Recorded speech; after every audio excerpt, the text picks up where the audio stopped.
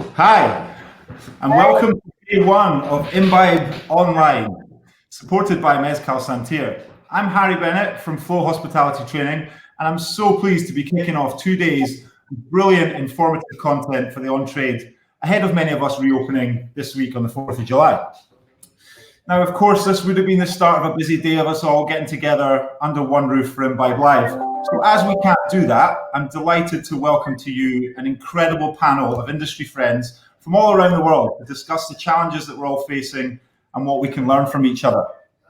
This session is supported by Nordic Spirit, and it welcomes Peter Niebuhr, owner of Restaurant CG in Sweden, James Brown, Global Retail Director at Brewdog, and Tash Conti, Director of the Black Pearl in Australia. Welcome, everybody.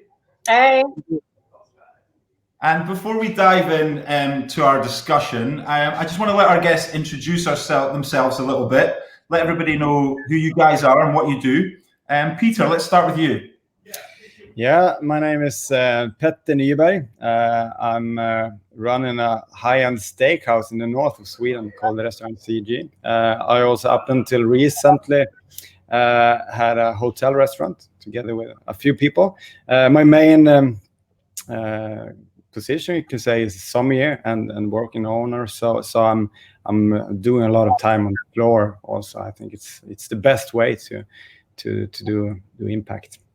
Cool. So thank you. Well, Tash, hi. Hey. So I'm Tash Conti. I'm from Black Pearl in Melbourne, Fitzroy.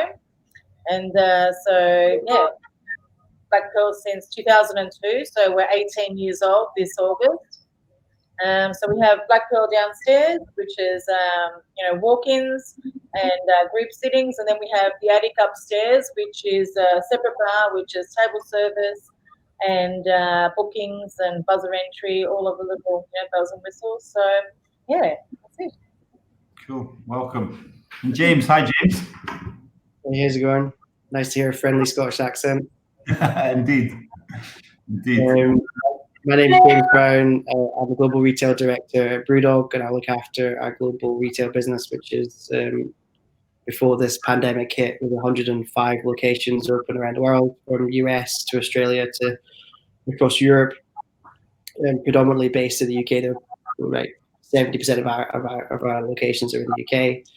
I'm also the founder of a business called TipJar, which is a cashless tipping solution for the industry, and I've been working on that for about 2 years. Cool. Awesome. Welcome. Thanks for having us. No problems at all. So I think, Petter, if we can start with you. Whilst I talk to the other two guests about reopening, in Sweden, you guys never closed. So can you talk about the process through the COVID period?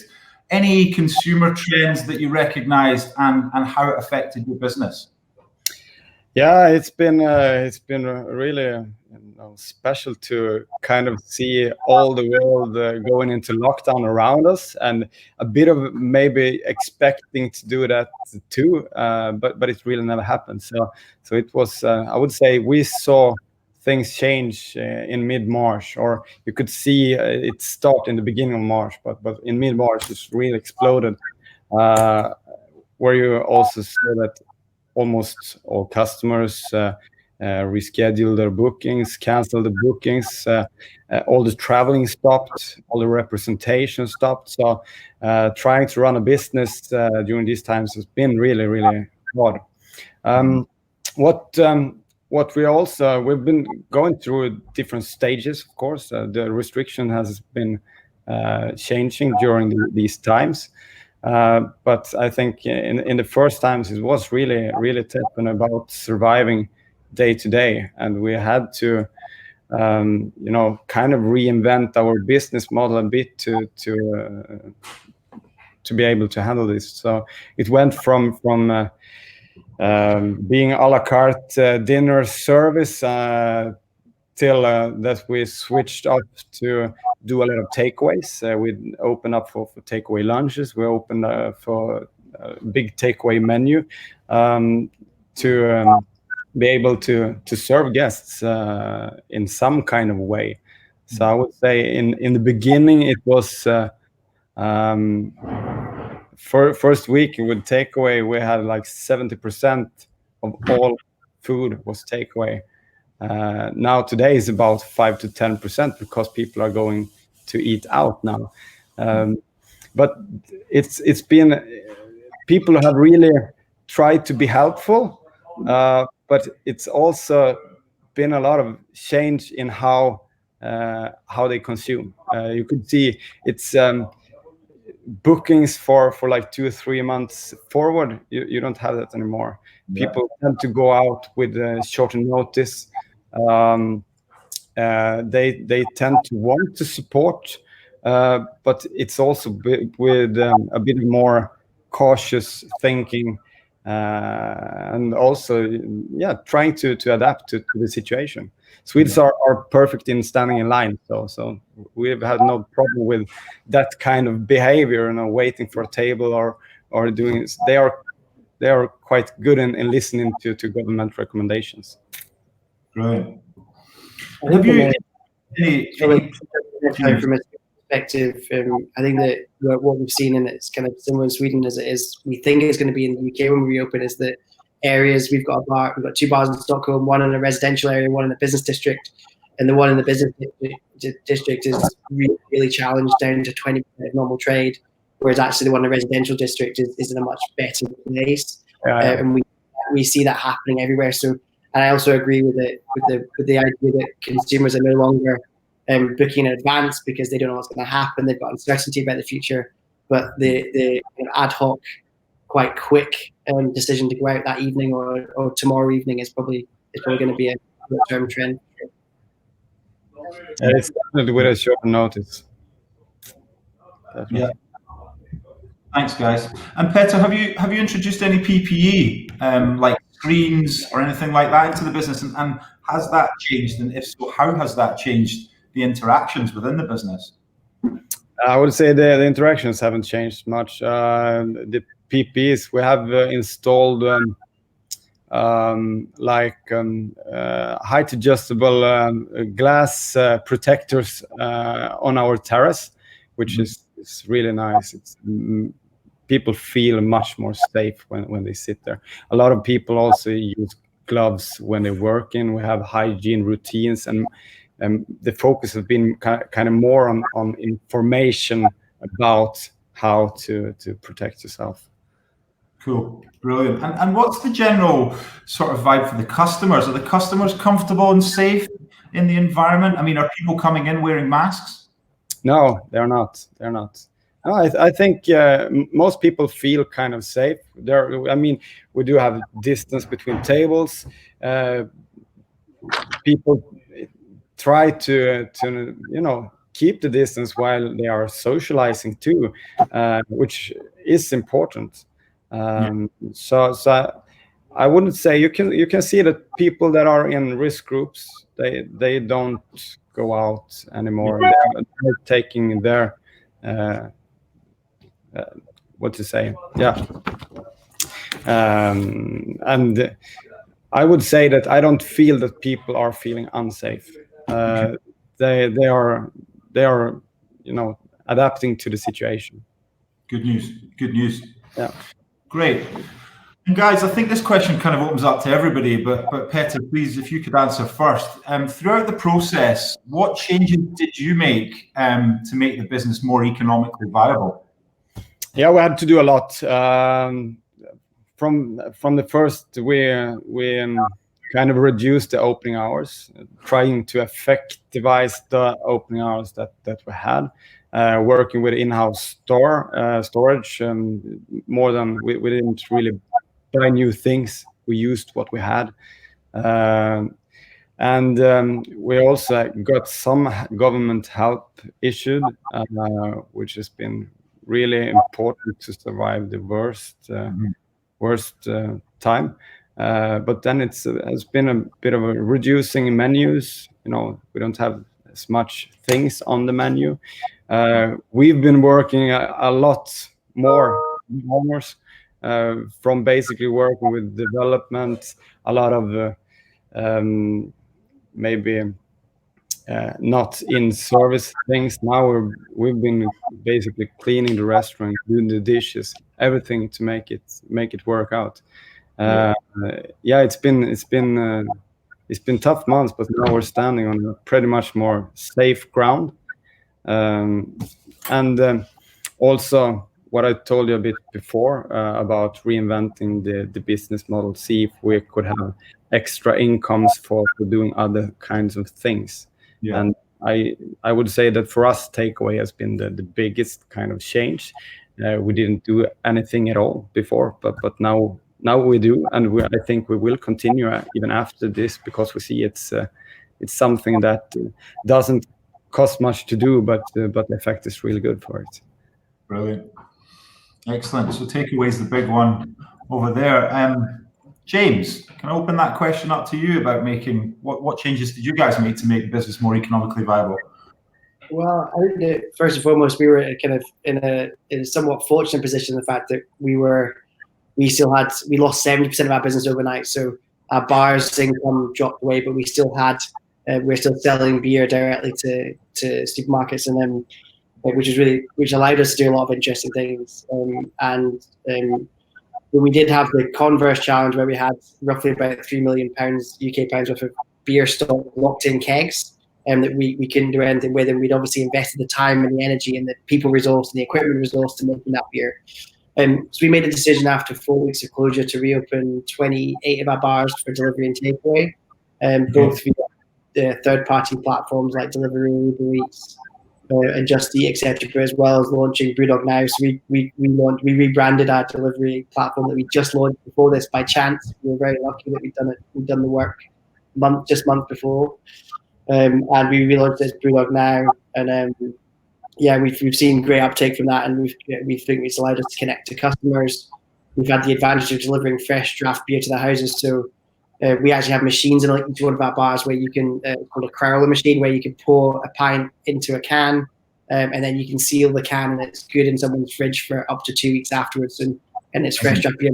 People miss that freshness of draft beer compared to what they can buy in a supermarket, so we give them that option, and then we've seen a great uptake on that. And I think that the ability to connect your brand to customers during this time is going to be really, really powerful, and whether it be just from Peter's perspective, having that extra level of income, which has been really useful to our business and that helped us stay alive, but also connecting our customers throughout the process and giving them the things that they missed from our business. And I think that the other one for us, just in terms of why we did that, is that when we spoke to our staff, we had distinct groups of people, and some people, and there was a spectrum of people whereby some people like, get me back to work immediately, I cannot spend another minute in my flat, to somebody who was like, I'm genuinely concerned for my own, like the spectrum was to genuinely concerned for my own well-being. I don't want to leave my flat again for the next 3 months. So by opening takeaway, we gave the option, and it was always optional if staff wanted to come back to work, and we gave those people an outlet. And I think that when you have 20 staff or 1,500 staff like we do, everyone's different and they're all unique. And to give the opportunity and outlet for some of your staff to come back to work and help them on their mental health journey and all that stuff is really, really important as well. So that becomes more challenging when we talk about what we do on the 4th. But yeah, I think it's been really useful to open our business from an income perspective, from a staff perspective, and a consumer perspective, to open our business during the lockdown for takeaway. Brilliant, absolutely brilliant. And Tash, what about yourself? What changes have you guys made to make it more economically viable? Well, so for us, we got shut down on the 22nd of March. So, and I think it just, it was inching towards getting to a shutdown. But when we were literally unpacking our stock for a week, and at 4 o'clock, the announcement came through that we were shut down. It was effectively shut down. So, having done that, I think we all just, it did take us by surprise. So we knew it was coming, just not so quickly and so abruptly. So we had a meeting and just said we were going to get everybody to take 2 weeks off, to really never get the chance to do that, to take a full 2 weeks off and get your head around just yourself and their positioning, not only us as a business. They had their own positioning with their rent and everything else to get their head around, and that's very difficult to do, while I'm trying to make the business still survive at some point.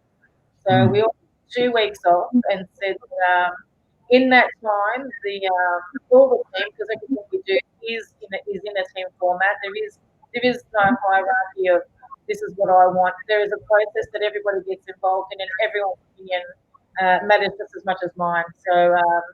So we came up to a few ideas of what are we going to do. We didn't want to deplete all the stock, just because we didn't want to make, when we did come back, you've got a $100,000 bill.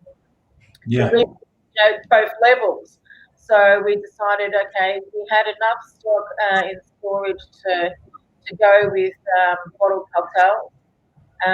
So we started doing that, and then obviously we had to look at our cash flow. So I started with the cash flow and said, okay, we've got 3 to 4 months that we can get through this. So we had to look at the staff, reducing the hours, obviously. We were lucky enough that the Australian government put in JobKeeper, so they pay $750 a week per full-timer, Australian citizen full-timer. So unfortunately, anyone that was with the business for 12 months and under and who was not an Australian citizen did not qualify for any benefits. So yeah, so we unfortunately lost 3 team members like that. Or when I say lost, they're literally at home sitting. They're still a part of all of our team meetings and the progression of the business and everything else. But we really did try to have to reserve cash flow to pay existing bills, because we didn't want to ruin the credit rating that we'd had over the last 25 years in business. So yeah, we got all of that sort of sorted out. We're currently in court with our landlord. The rent relief there is none. They believe that, even though you can trade at 20 people, that suffices as trade, which is ridiculous. It's not even 10% of our, we're 170 capacity up and down. We can only have 17 people, which is, it's not viable. None of it's viable, but the biggest reason that we did keep going was obviously to keep people just active. People were going crazy at home. The conversations, you could see people depleting, each and every couple of days. It's difficult because they're looking at you and they're wanting answers. And at the end of the day, if the government shuts you down, I can't do anything more than that. So we really did try and we tried to keep the momentum in the business as much as it was before, but under these new restrictions. So we still did Zoom meetings and tests online and and all of that. And it did help to a degree, and it did help us keep together. And yeah, well, you had to, because I couldn't think of anything worse. Just sitting, and some of them are by themselves. They are from interstate. They are from overseas, and they have no network here. Now all of that network's cut off. I think that's a challenge for me personally. I'm a bit of a mother hen, so when people were looking and asking questions, in the back of my head, I was trying to be so positive, but it was in the back of my head is I can only do so much. So you can only be I had to be transparent, and that's what I did. I put it all on the line.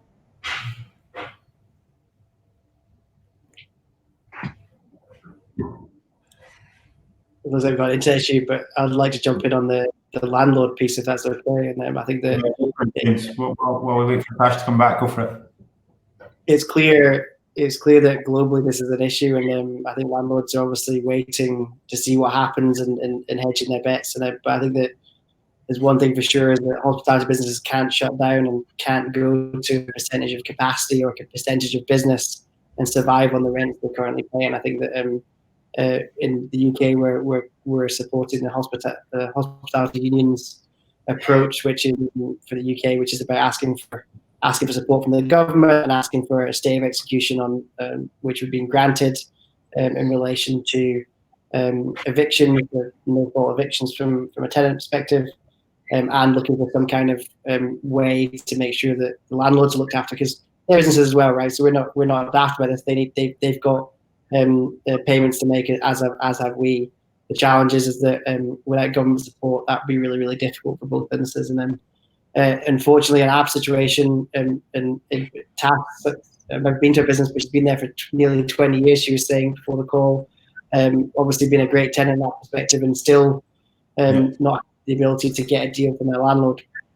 I think the same is with big businesses, whereby we in the UK, we've probably had 4 or 5% of our landlords come back to us with an offer, let alone the rest of them just have either blanked us or are not able to kind of even give us an answer yet. So it's a real headache in the industry, and I think that we're calling for government support and probably government support globally to help businesses of all kinds, including landlords, to get through this stage, because you can't have a shutdown. And as many hospitality operators know, that you can only really make money when you're busy, and then on a Monday night, Tuesday night when you're quiet, you're not actually that profitable. It's when you're busy that's the challenge. So I think that without that peak trade, the viability of some of our businesses over the next 4 to 6 months, maybe longer, without any developments in terms of the vaccine or anything like that, becomes very challenging for us. And social distancing, whilst it's the sensible thing to do, the safe thing to do, it doesn't really work very well long term for our business. So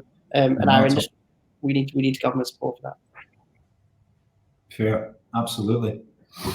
I think while we wait for Tash to come back, James, I'll probably just move on to you next, if that's okay, and then we can pick back up on Tash when she comes back. But I think, questions for you, James. Throughout this process, Brewdog have been an incredible example.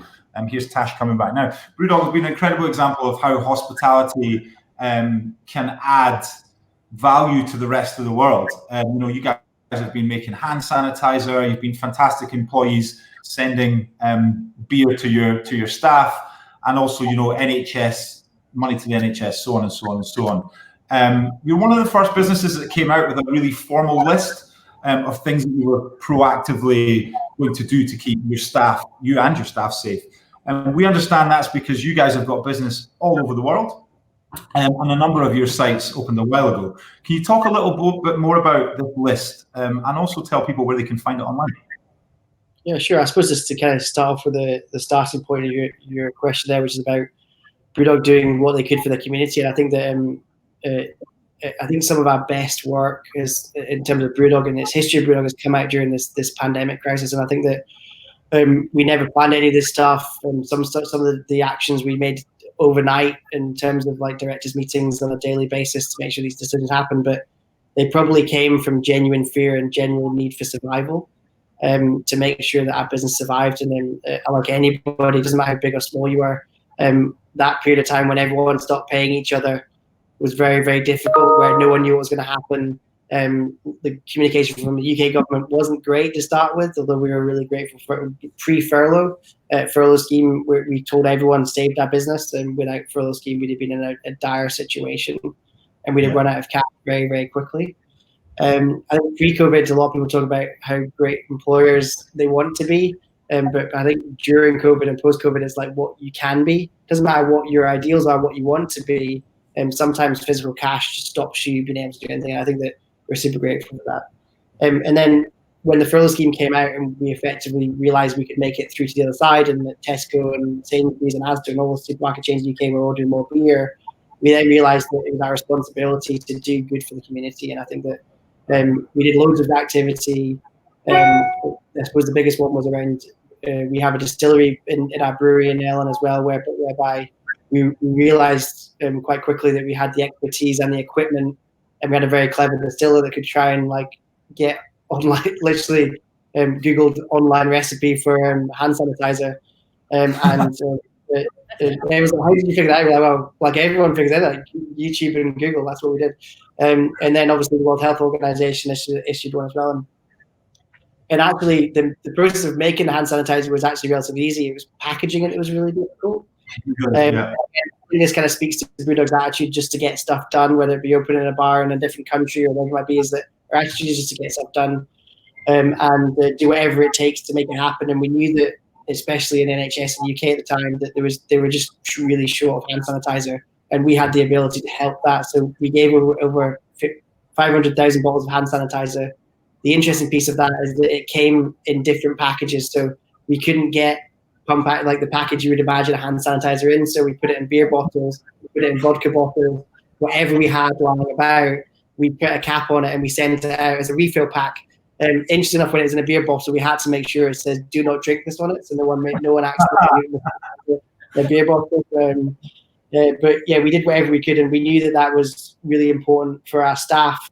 And we had staff who were on furlough who volunteered to come back to work to pack this stuff into bottles. And this wasn't like a high-tech bottling line. This was like people with funnels, like pouring gloop into a bottle and putting a cap on it. So it was proper like old school original Brewdog days for us, and having staff so passionate that they wanted to help the community and come back to work of the furlough scheme, and work really long days actually to get this done. We actually ended up having a packaging facility 24 hours. So we were running a 24-hour hand sanitizers business within 5 days of lockdown. So there was loads of learning curves for us.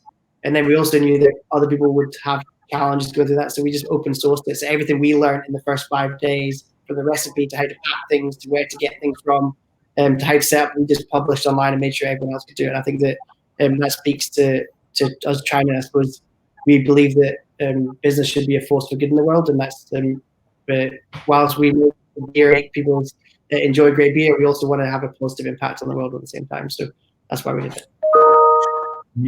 Brilliant.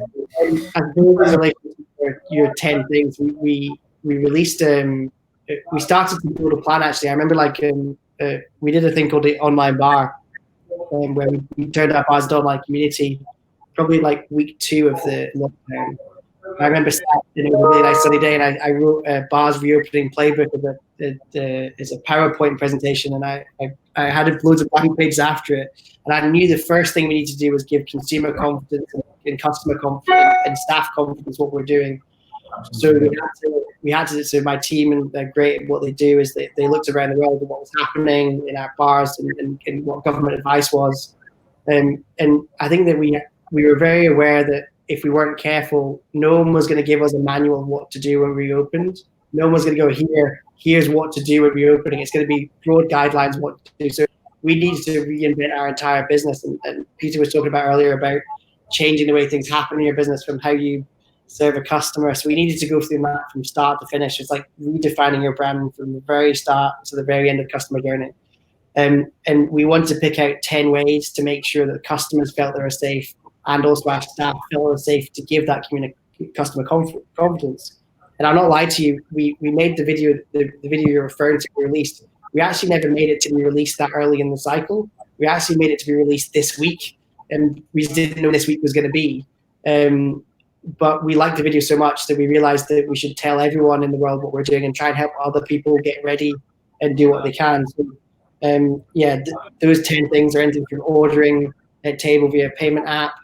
We've got the PPE for our staff and how to source that. So at the time we sourced our PPE, and probably a lot of people in Europe sourced their PPE, it was probably still huge strains on their health services around PPE as well. So we were really, really careful on how to ethically and socially responsibly order that PPE. So we went to a t-shirt manufacturer who makes our t-shirts and Brewdog that we sell in our bars, and said, "Can you do this?" And they said yes. And well, you've got to make sure you're not taking away. As like, are you supplying anyone in the NHS or anyone like that? And they said no, and that they couldn't do that professionally anyway. So you've got to make sure that everything you do is done right by the community and right by society as well. So yeah, and in terms of finding that video that we released, it's on our Twitter account, and we'll be posting it numerous times this week. So at Brewdog Official on Twitter will be the best place to find it. Perfect, amazing. Thanks so much. You guys have got bars all over the world, including both Scandinavia and Australia. So I was wondering if you could talk a little bit about what you've seen and learned from these other places. Yeah, I think I suppose the interesting ones right now are Australia, Scandinavia, because they've stayed open, and US, where they've been open for a wee while. In particular, this week in the US, it looks like today our bar in Pittsburgh is going to get closed down because there's been a second wave. So there's certain challenges around in different markets around the world. And what I think I would say is that it tends to be that the government guidelines tend to be broadly aligned with the 10 things that we've designed and we thought were coming. And in terms of what we've learned, I think that we've learned that our customers are actually really respectful. there's a lot of chat, and I get asked by media and sometimes people inside our business and outside, oh, what happens to social distancing when people are drunk? And I'm like, well, actually, you'd be surprised. People are really respectful, particularly in Sweden, Australia, of that. In our Brisbane brewery, we started off with 10 people inside at any one time. We have 400 seats. So it was a bit of a weird situation for those 10 people coming in and having a meal in a restaurant to themselves. And then that scaled up to 20 people per area in Brisbane right now. So we effectively had to build walls out of pallets and barriers to make sure that we had definitively separate areas to get 20 people in. I think what we've learned as well in Germany, we've opened, is that people book like more than they ever have booked before. And I think Peter mentioned this as well earlier on. It's short lead time. Where we had events and weddings, they've been cancelled, and no inquiries coming for any big events in. And I suppose, booking small tables within 48 hours notice is kind of what we're learning a lot about there. And I think we mentioned earlier on as well, is that what we're also seeing is that we see a bigger increase in returning sales. So let's call it sales recovery in areas that are either residential or out with CBD areas. So our US estate is quite interested in the fact that we've got in Ohio, we have 3 bars downtown, and we have 1 bar which is outside of town, which is our brewery tap room. It's got views around it. It's got plenty of space. People feel safe. It's parking there. People really safe to come back to that environment. They've got space to socially distance, and we're known for that. Whereas small bars in business districts or in downtown spaces, where it's more difficult to travel through without parking and there's more densely populated people, customers are not returning to us quickly. So that would be the same for us in Cincinnati and Indianapolis as well in the US. So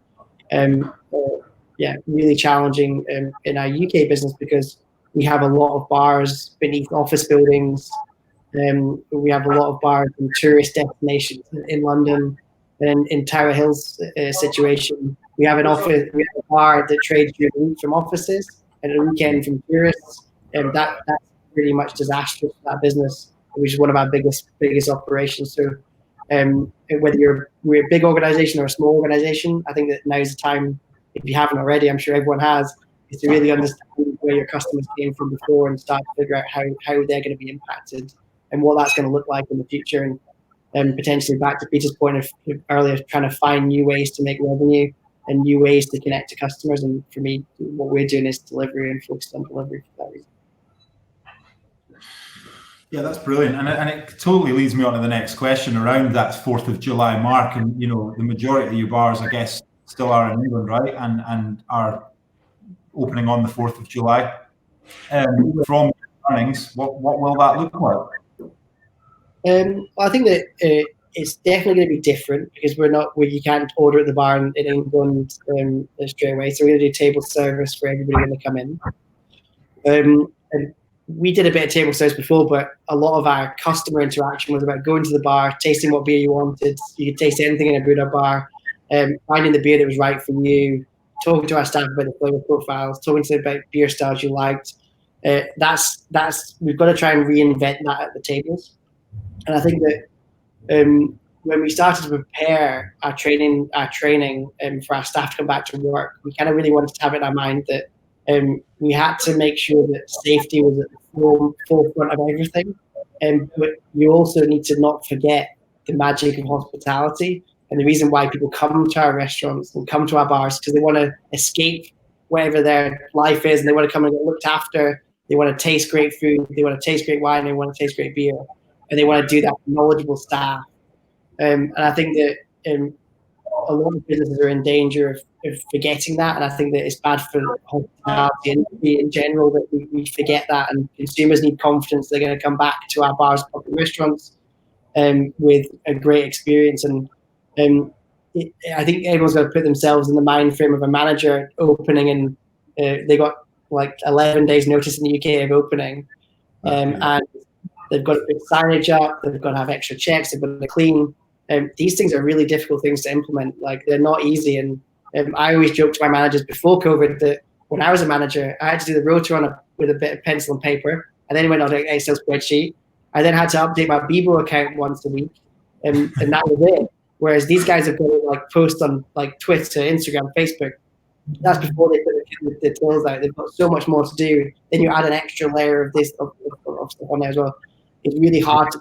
You got to remember that you might overload them with this stuff, and I think that managers and people in your team overloaded with stuff to do, and potentially giving this information at last minute are going to kind of default into forgetting some of the magic that makes a hospitality job. So what we've done is we made sure that even before the UK government guidance came out, we gave a reopening playbook 20 days ago to our managers to get their head around what it could look like.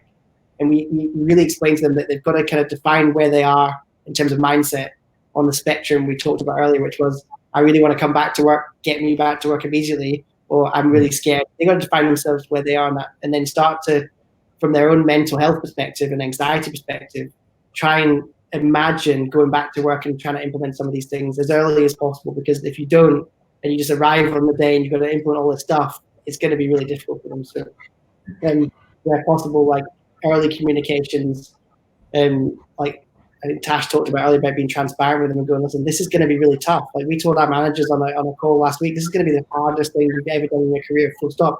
You're going to look back in 15, 20 years time when you're an ops manager and one of your managers is moaning about something menial and go, God, remember when we reopened after COVID? Now that was a nightmare. And I think that these are kind of formative months, weeks, months and years, but they're going to have to prepare themselves mentally for that. And then we actually enforced a complete company-wide day off yesterday. No one was allowed to work in any of our bars who were trying to reopen. And they got to that. I was like, iron your t-shirts, like do everything, get your life in order, go for a bike ride, go for a run, call your mums, like do everything you can. Just like you would probably pre-Christmas, like in terms of how you prepare yourself for those 30 days of trading at Christmas, like get yourself nice and as much as you can in terms of your staff's mental well-being is give them early comms, explain everything, explain it to them twice if you need to, and maybe 3 or 4 times, and break it down for them into manageable chunks because there's so much to take in. Like, I don't think I'm qualified right now to be a manager in one of my bars because there's so much to do. There's risk assessments. It's like, it's blowing my mind. And I've been trying to do it for months and months and months. So wherever you can support your managers, you should try. So yeah, brilliant. Preparation is key. Absolutely. Tash, Peter, anything to add to that? Just open that question out to you guys around reopening and any tips that you guys could give to the viewers and people in the UK who are, gearing up now to open up on the 4th of July. Anything you guys would like to add on that?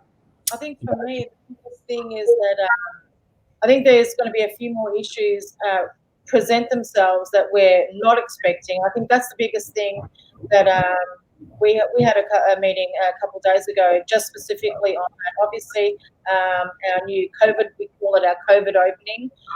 So we've been doing our bottle shop and our bottle delivery, and then upstairs we've done a collaboration with a mate of mine who has a restaurant. So we've had people booking up there. So that's been really good for us to see what's going to happen downstairs. So just seeing our consumer confidence, what they're expecting from us, and just feeling secure in a space that they know is, obviously we're in hospitality, you sanitize and clean every day. It's part of your job. But I think just making that more visual for the patrons as well, so they can see that it is something that is happening. But I think the biggest thing for us was trying to get people to understand that now drinkers are kind of come back in a very different way.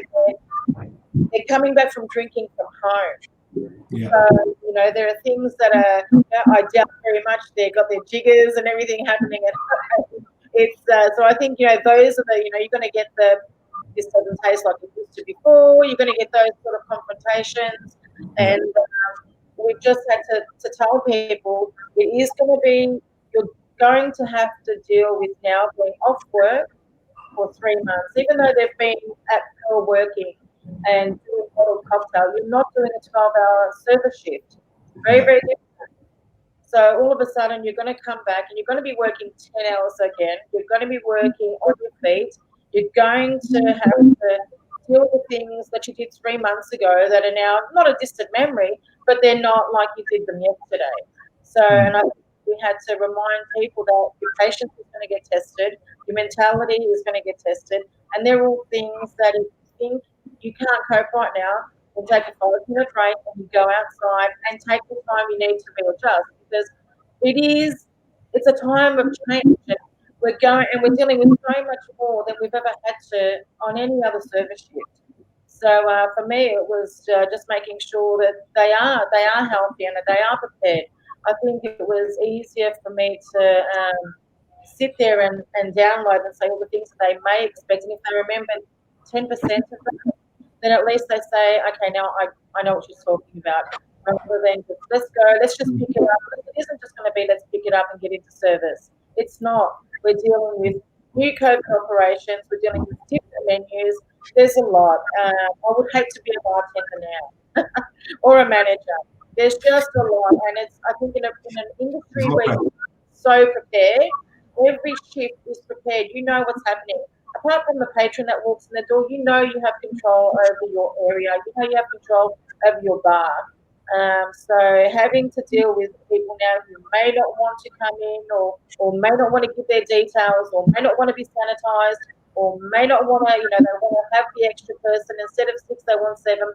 We're going to have to deal with all of that. So I just think preparing your staff for that, I think, is the biggest, because they're on the front line. No one else is except them. Yeah, agreed. That is the biggest key, is to get them ready, because, at the end of the day, I don't want anybody crumbling, in the middle of, in service. I couldn't think of anything, more disempowering for someone to feel that they can't control their situation. So just mentally, it's horrid. So for me, that's one of the biggest keys to reopen. Good. Yeah, make the environment right for the staff as well. And let them understand where you are financially as well. Like, I've been very transparent. No, we only have X amount of dollars to get us through here. So, do turn off the lights when you are at the back. Don't go and turn all the lights on. I know it sounds really, I am. I'm a single, it's just me. So I don't have a team of PR and this and all that. It's just me. So at the end of the day, it's like, if we don't do that, we have to do so much more to get that back. And I want to make it on the other side. It's not just for us being a family business around for 20 odd years. I've made a promise that I am going to be here for you. You're building your life based on the job that I've given you. And it is my job to make sure that we do that. And it is all those hundreds of millions of little things. It is all of that. So we really do, things are as tight as they've ever had to be. But everyone's really, they understand, they get it. That's great. Thanks, Tash. Peter, anything to add to the reopening question and preparation around reopening, advice for our viewers? Yeah, of course. Just a short one, but I think you covered it really good, guys. It's a lot about information. I think it's also sometimes a bit harder in reality, to follow the restrictions. It's when people are drunk, when they are gonna want to be in bars, they are gonna want to socialize, and handling that is important, to have a plan about how to handle that. And also to all the customers that potentially go out. Really think about what brands you really like, because not everyone is going to be there afterwards. So really try to support the restaurants, bars that you really care about. Very good point, Matt. Very strong point. Okay, great. So Tash, over to you now. I think we've talked a lot about the procedures there around what your considerations of your procedures around reopening, and certainly from a hands-on operator's perspective, it's all about preparing your team, and preparation is key. And I know you guys closed for a couple of weeks as well. I think my next question is around staff, and from your learnings, how did the staff feel coming back to work after a couple of weeks off after this whole sort of scare? Well, like I said, it was, people, we took the 2 weeks off, and then we started doing the bottled cocktail straight away after that, because that idea came up while we had the 2 weeks off. So within that, we had a roster where we had 4 core people who were basically the managers, who were taking care of the orders, Instagram, delivery. We didn't use an outside platform. We had tools that keeping everybody working, and at different times, obviously. When it was the heat of the moment, we didn't want to have, we have 11 team members, including myself. We didn't want to have 11 people in the room at the same time. So we had 4 people at once.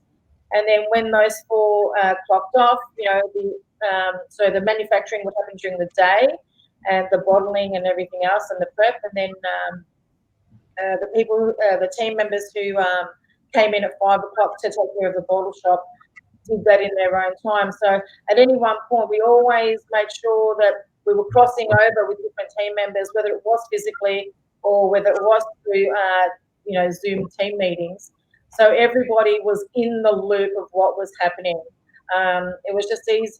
I just felt that we needed to make sure that we were the constant in all of this uncertainty. Because we've got, one of the bartenders is 22, 23 years old, moved in from interstate, so he's literally just by himself. So it was like we had to create as much that we could to keep them together and to keep them involved, and so they understood that we are proactively, obviously trying to come out on the other side, but trying to do it all together. That was a key for me. So. Brilliant. And how did you maintain the sense of hospitality, I suppose? Is there anything that you can shout out as to anything that you did, or anything just to really help maintain that through the hard times? Well, as in the actual space, what we had to do, obviously, we were confined to, you can only have 6 patrons and a maximum of 6 patrons at a time on a table. So our numbers came from, so obviously it was 20 people adhering to the 1 person per 4 square meter rule, which brought our magic number was 17. So we could have 17 down, 17 up. So we made sure that the front end of the venue was full. So all the seatings were in there, with obviously the distancing of 1.5 meters per each table, and obviously no seating at the bar, because the bar space was shorter than obviously 1.5, and we didn't want to have. I wouldn't want anybody feeling uncomfortable, just serving someone that close. So even when people were serving, there was a distance, but we tried to keep it as much as we could, as similar as to what our service was before. So in the middle of the distance, what we did was put plants there, so it didn't look like, we didn't put sticky tape. A lot of places I went to had markers and sticky tape and signs, and it was all too much. So what we did was QR codes on the tables. So people would come in, and there would be one for the menu. Well, actually, the first one was, this is the new rules. This is the new world we're living in. It's only temporary. I think the more we gave people without us getting in their ear was much better than, they look at it and they look at it at their own time. It's not someone standing there going, yada, yada, yada. So that was really good. And then it was, from there we put on the menu as well. So we didn't have to clean menus during service and, single plastic use and all the rest of it, or I didn't want any of that. So, and that worked really well. It was just trying to talk people through it, just say, hey, it's just a different version right now. So it's still us. We're still doing everything you want on a modified level. So much so that we changed our list, obviously, to cut, to reduce the costs and waste food and all the rest of it. But to make people feel like they could still have a little bit of what they had before, people were still asking for their own drinks, and we were canning them so they could take them home. So they could have a fresh margarita, or whatever they wanted, and take that home with us. So we started a little hashtag called cocktails on the couch, which ended up like, if you said to me 20 years ago we'd be doing that, I would say that. But that's where we're at.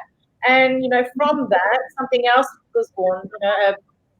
Black Hearts and Sparrows picked us up, so now we're actually in a bottle shop. So it's funny how out of all the uncertainty, there's a positive. It's been quite positive as well, and I think it's also just, it shines a light. I think sometimes we all got caught in service, that I don't sit there with spreadsheets and all the rest of it. I'm not going to lie. Up until not long ago, I didn't do a stock take. I trust myself. A lot of people are like, "Are you bad?" But at the end of the day, that's me, and I chose to operate that way, and I preferred that, and it works. It works for us, and yeah. Good. No, amazing. And I think we've got about 10 minutes left, guys, and we've got a few questions coming in from the audience, which I would like to ask as well randomly. But Tash, just to finish off there for you, obviously there's been a lot of press recently around Victoria and the flare-ups. Without going into that too heavily, are you concerned? I know we spoke this morning, and you are, about a second wave, and sort of what's your thoughts on that plan and preparation, really? Well, 2 weeks ago, panic buying started again because obviously there was a couple of spikes here and there. The latest is of the news tonight, 75 new cases last night.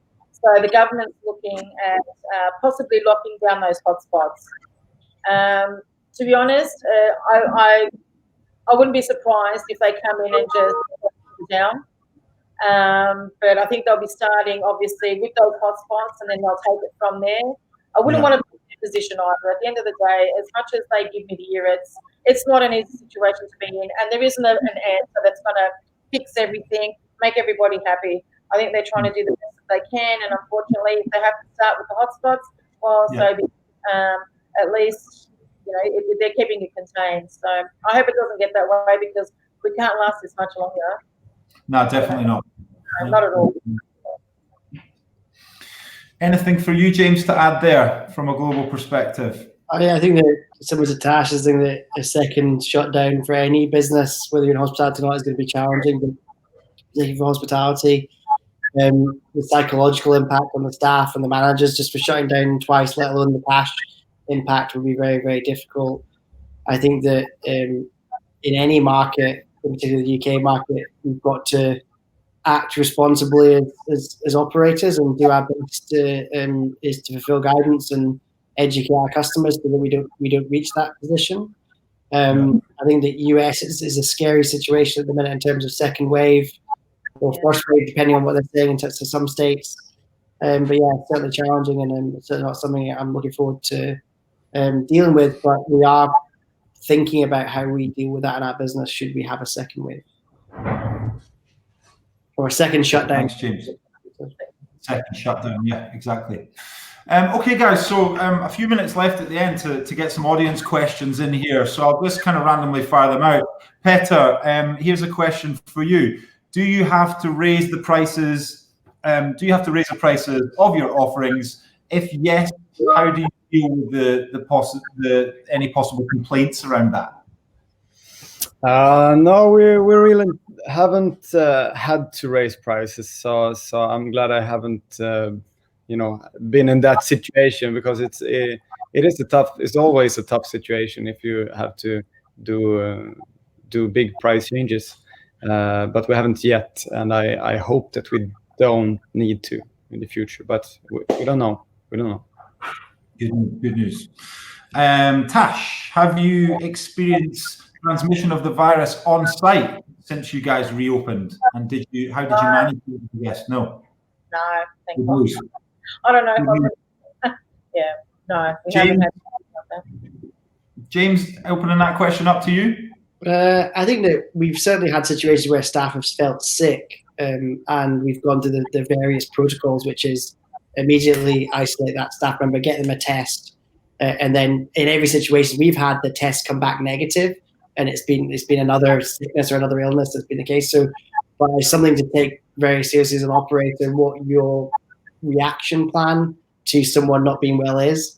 In the UK, in our global business, actually, when people come back, we're doing a thing called positive entry, where staff come in and confirm that they don't have any of these symptoms, so that you physically don't let anyone into the building from a staff member's perspective unless they've confirmed they don't feel that way. Because especially in probably not even in 3 or 4 weeks' time, 5 weeks' time, where people are coming more normalized, come back to work, they might have a sore throat in the morning but not tell anyone when they come to work. So it's one of those challenges we need to make sure we have a discipline to do positive entry, and there's a number of companies that are providing that software and technology.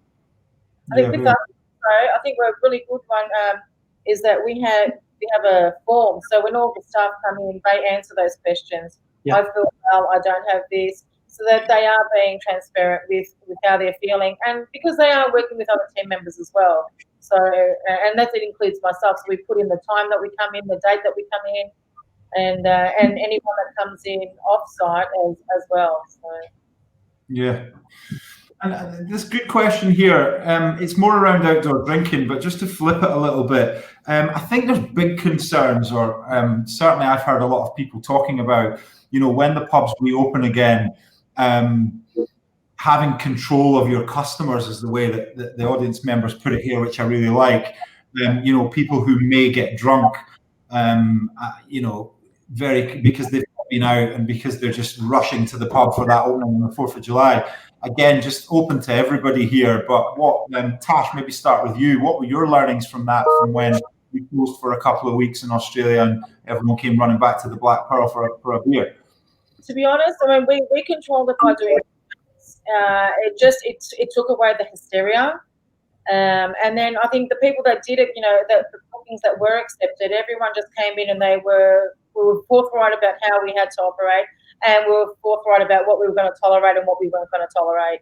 Yeah. And people were really receptive to that, to be honest. We haven't had anyone going nuts yet. I think they're probably things we'll see when we get to the 50, 100 sort of things. I think by all the bookings and having smaller groups, it doesn't have that sort of energy where people are, going a little bit crazy. Because the numbers are down, as in like the group numbers are down. But I think we'll definitely see that once we get 50 and 100 capacity numbers, you're going to get groups of 10 and 12 coming in and that sort of banter. And I think they're the issues when the numbers are larger. Yeah. And what about yourself, James? I mean, I know you guys have got some pretty punchy beers in there. What's the thought process around sort of controlling that mass sort of onslaught of people coming in, and how you're going to keep an eye on them? I think there's two things. One is the controlling entry of your business, and that we're opening everywhere with hosts, so people have to be seated and be brought into our business, so they have to have permission to enter the business. That's the first and foremost thing, because especially in the UK this weekend, we're expecting to be busy. Our bookings numbers show that we're going to have a busy weekend, and which is good. But we also have to have a sensible, safe first weekend. And we would like to have not opened on a Saturday, but that's the day we were given. And I think that we've done our very best to prepare for that. In terms of controlling customers' alcohol intake, to be honest, you've got to step back here and remember that our managers do this on a daily basis. Like it's not a new thing for them. If you run a pub in Glasgow City Centre or London or wherever it might be, you deal with that with bread and butter. So that should come naturally to them. I think that we're lucky we don't have a huge amount of challenge in our business all year round. Pre-COVID, post-COVID, I don't think it'd be a problem. I think there is one point. Early days there'll be less energy. I think Tash's point around big groups coming in, excited about the night out, got big plans to go on somewhere else afterwards. That's when it becomes a challenge. I don't think that'll come for 2 or 3 months yet in the UK, maybe a bit longer. So I think we're relatively safe in terms of controlling customers' alcohol intake. Brilliant. Well, guys, listen, we're pretty much out of time. That was fantastic. Thank you all very much. Thanks for watching the live session today, everybody, as well. Part of Imbibe Online, sponsored by Mezcal Sentir. I'd like to once again thank our guests, Peter, James and Tash. I'd also like to thank our supplier, Nordic Spirit. And just to point out, all of the sessions will be available to watch on demand after the show. Don't forget, this is just the start of 2 full days of content. So make sure you check out the rest of the program. And then coming up at 12:30, next on the show is a panel on emerging consumer trends and how that could impact your drinks menu after lockdown. So stick around and check that out. And once again, thank you very much, guys, for coming on. It was great to be with you all, and really interesting to hear all these learnings. Hopefully the audience has picked up some good bits, and looking forward to getting back out there on July the 4th. Awesome. Cheers. Thanks for having us. Thanks, guys. Bye. All the best.